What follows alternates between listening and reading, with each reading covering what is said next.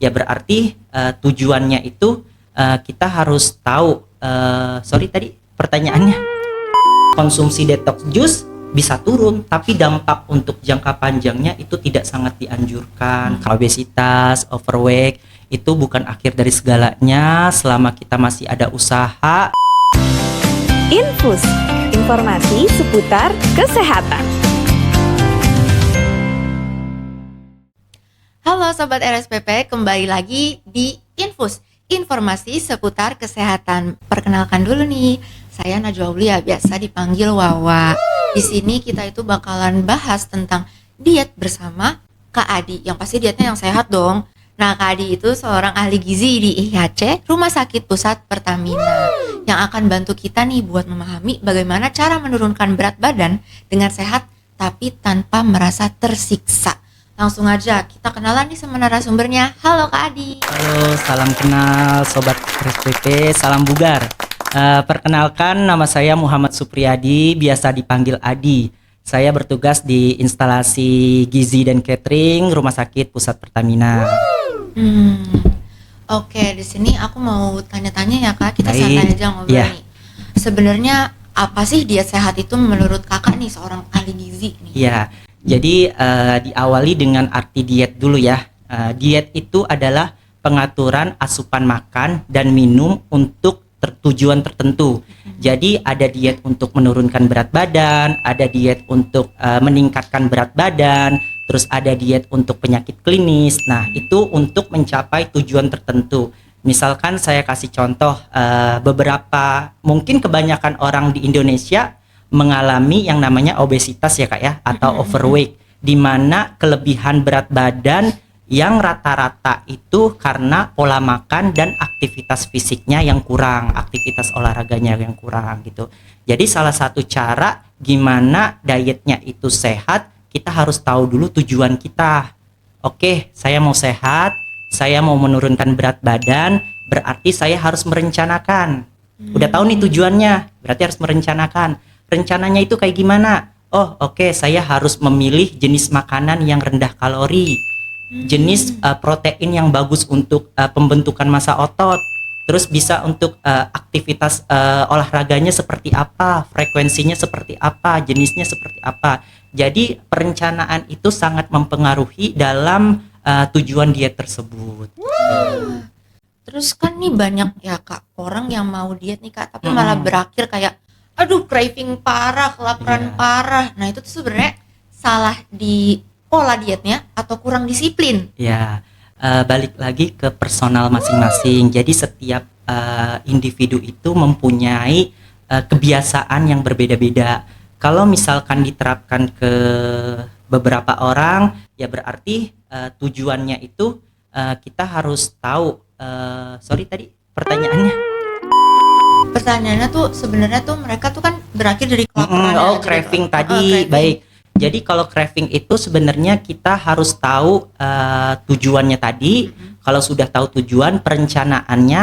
Nah, di perencanaan itu ada frekuensi makannya. Ada makan pagi, makan siang, makan malam, itu bentuk dari frekuensi. Jadi kalau misalkan kita diet nih, kita skip di makan pagi atau skip di makan siang, bablas di makan malam, akhirnya overload tuh kalori yang dikonsumsi. Akhirnya bukannya malah turun berat badan, akhirnya malah nambah berat badan gitu. Terus untuk mengatasi craving yang kayak nggak bisa nih nahan lapar, langkah awal yang harus kita lakukan adalah mencari bahan makanan atau menu makanan yang rendah kalori, kayak buah atau kayak salad yang pakai flavornya yang tanpa ada gula tambahan. Terus ya paling aman sih sepertinya buah atau kukus-kusan atau seperti edamame, kacang rebus, seperti itu bisa digantikan ketika kita merasa lapar dibanding kita harus mengkonsumsi seperti martabak atau kue manis. Nah, itu perbedaan kalorinya sangat jauh sekali gitu.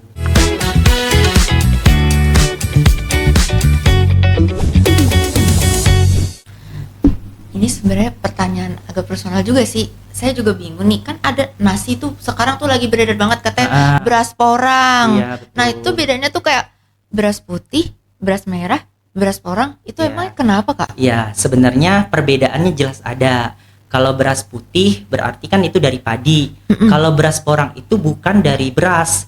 Jadi dia dibentuk dari umbi-umbian.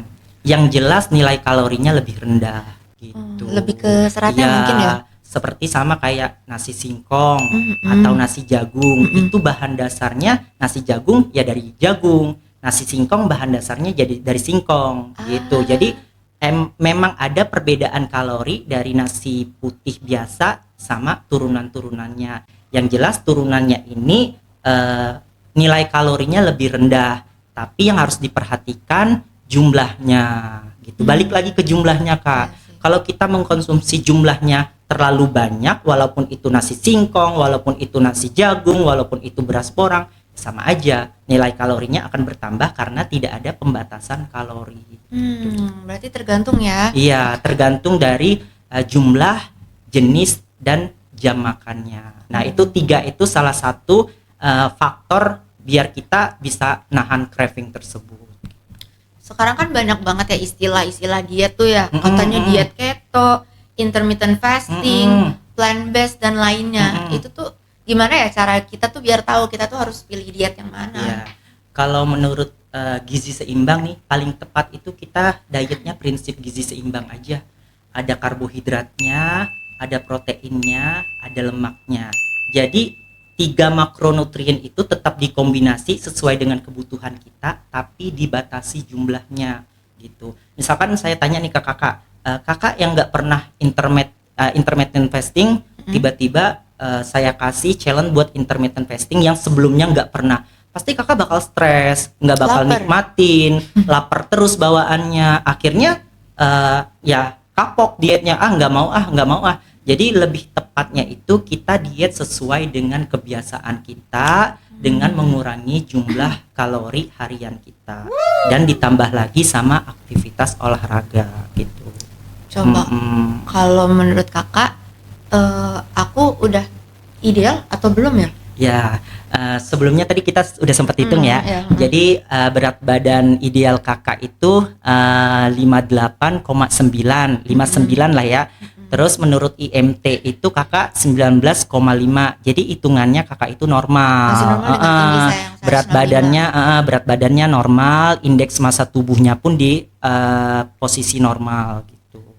Gimana ya biar saya bisa maintenance nih, Ya. maintenance berat badan saya itu gimana ya? Kira-kira saya butuh kalorinya tuh berapa hari dengan aktivitas saya kan sekarang tuh Senin sampai Jumat saya ngantor, terus seminggu itu mungkin 2-3 kali nge-gym gitu. Baik. Jadi untuk maintenance kalori itu kita memerlukan kalori sesuai dengan kebutuhan kita aja. Rata-rata perempuan 21 tahun itu 1.800 sampai 2.000 kalori per hari. Kalau misalkan tidak dilakukan defisit kalori. Jadi 1.800 kalori sampai 2.000 kalori itu bisa dibagi. Misalkan makan paginya, makan siangnya sama makan malamnya sama snacknya 2 kali. Jadi itu ada hitungan untuk kebutuhan kalorinya. Tapi untuk mempermudah kita untuk menghitung kalori sesuai dengan jumlah yang sudah ditentukan tersebut, kita harus tahu dulu nih jenis-jenis makanan atau minuman yang mengandung kalori tinggi, yang biasanya orang-orang sebutnya hidden kalori gitu. Ya. Jadi kita harus tahu jenis-jenis atau menu makanan yang tinggi kalori tapi enggak ada manfaatnya buat kita gitu. Contohnya proteinnya rendah. Jadi kan kalau kita makan kalori energi yang terlalu banyak, tidak ada pembakaran, otomatis jadi lemak. Nah, untuk mempertahankan itu kita harus tahu jenis-jenisnya tadi gitu. Ditambah lagi sama aktivitas fisiknya. Kalau olahraga tergantung dengan kebiasaan kita, kesukaan kita. Jadi kalau misalkan kita suka, ya kita jadiin konsisten dan lambat laun pasti akan ada hasilnya. Misalkan kita suka lari yang biasanya 3 kilo, mungkin seminggu depan bisa naik jadi 4 kilo, 5 kilo. Itu karena kita suka, kita komit, akhirnya kita bisa yang awalnya 2 kilo kita udah ngerasa lelah, tapi 10 kilo pas kita toleh ke belakang, kok ternyata saya bisa di 10 kilo itu. Ternyata proses dan komitmen itu yang membangun semuanya gitu. Sama kayak misalnya kita weight training. Awalnya kalau weight training, kalau angkat barbel atau dumbbell 5 kilo rasanya berat banget. Tapi kita komit setiap hari latihan, akhirnya sampai ke 20 kilo. Pasti kita akan bangga akan hal itu Yeah, gitu. proud. Ternyata saya bisa sampai di situ, dan kalau misalkan kita untuk tidak melakukan itu lagi kayaknya rugi, karena Itu kita betul. sudah mendapat hal positif dari hal tersebut, impact yang baik buat tubuh kita. Tapi kan kalau diet itu kan kita pasti harus jaga makanan dong, Iya, makan betul. yang sehat ya. Mm-mm. Tapi kan ada penerapan kayak cheat day, kayak seminggu sekali lah cheat day. Itu menurut kakak gimana Kalau kak? menurut saya masih aman.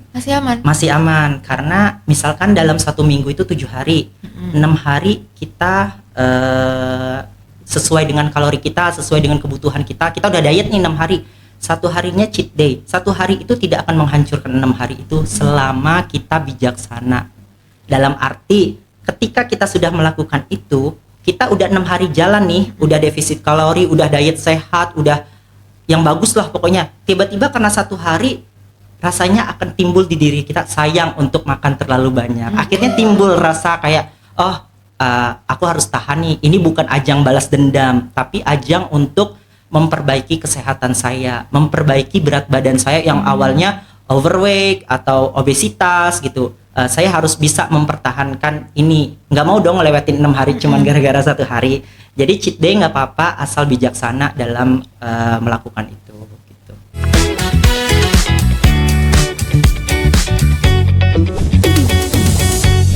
Sekarang aku mau nanya mitos atau fakta nih kak. Mm-mm. Makan malam itu sebenarnya bikin gemuk nggak sih?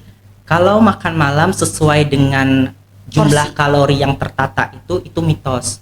Jadi asupan dalam 1 hari itu, misalkan dalam 1 hari itu kebutuhannya 2.000 ya kak ya. Kalau dimakan pagi kita udah bagi, sisanya ada dimakan malam nih, khusus emang 400 kalori, ya nggak masalah. Karena selama 1 hari itu kebutuhan kita tidak lebih dari 2.000 kalori. Jadi masih aman gitu. Kecuali makan malamnya jumlahnya yang terlalu banyak dan di luar kalori harian kita. Kayak martabak gitu. Iya betul, makanya kita harus tahu banget nih jenis-jenis makanan yang hidden kalori tapi yang gede banget tuh, jadi kalorinya martabak, kue-kue manis, terus minuman-minuman boba, pokoknya suatu bentuk makanan yang ditambah gula tambahan itu akan tinggi kalorinya. Oke, mitos atau fakta nih kak? Detox juice Mm-mm. atau jus detox gitu, Mm-mm. itu tuh bakalan mempercepat penurunan berat badan nggak sih kak? Kalau dari segi kesehatan sebenarnya kurang dianjurkan. Oh. Kalau ditanya bisa atau enggak, bisa. Karena yang dikonsumsi kan hanya cairan kak. Otomatis kita tidak mengkonsumsi karbohidrat, kita tidak mengkonsumsi protein, tidak mengkonsumsi lemak, otomatis berat badan kita akan turun. Tapi dampak negatifnya itu kita akan susah untuk berpikir. Karena kita tidak ada Lemes energi, betul. Karena lemes, tidak ada energi. Terus untuk membangun jaringan di dalam tubuh kita, kan kita perlu yang namanya protein. Kita butuh lemak untuk hormonal kita gitu. Jadi itu adalah beberapa sumber makronutrien yang harus kita penuhi setiap hari seperti karbohidrat, lemak, dan protein. Kalau ditanya tadi konsumsi detox juice bisa turun, tapi dampak untuk jangka panjangnya itu tidak sangat dianjurkan karena sangat mempengaruhi kesehatan kita, metabolik kita. Berat badan pasti turun, tapi yang turun biasanya air, lemak turun, otot juga turun. Ya jadi kecil. Iya, jadi berat badannya turun tapi kelihatannya kayak lemes gitu, nggak semangat, Nggak sehat ya? nggak sehat, betul. Oh dengerin guys, jadi kalau yang mau diet itu kalian tuh harus pahamin diri sendiri dulu ya. Betul, pahami diri sendiri, jangan kebiasaan ngasal. kita ya kak ya. Oke, di sini ada pesan atau kalimat motivasi nggak buat sobat RSPP yang ingin memulai diet nih, tapi masih ragu atau takut gagal mulu karena takut gagal craving atau hal lainnya? Balik lagi untuk sobat RSPP yang mungkin hasil labnya ada yang obesitas, overweight, itu bukan akhir dari segalanya. Selama kita masih ada usaha, selama kita masih ada tujuan dan komit untuk melakukannya, itu pasti bakal terwujud untuk penurunan berat badannya. Asalnya itu tadi komitmen, terus tujuannya sama perencanaannya yang tepat gitu. Terus teman-teman di sekitarnya juga harus support gitu. Karena kan obesitas atau overweight itu gejala akan terjadinya penyakit degeneratif.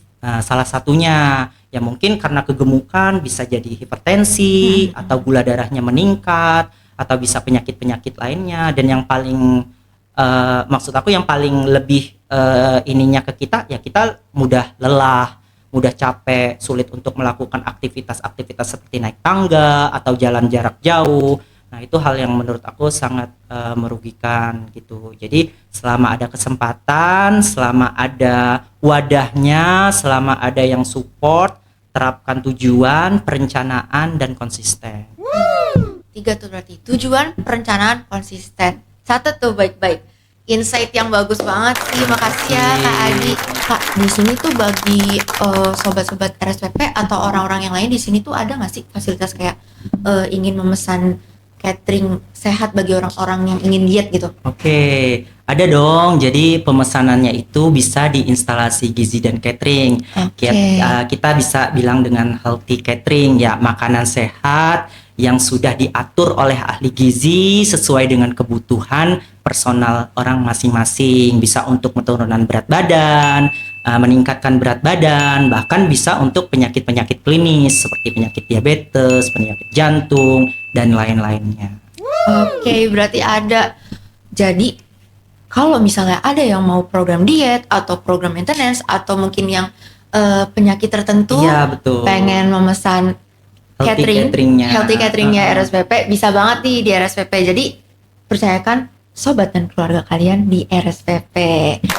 See you di episode selanjutnya. Bye bye.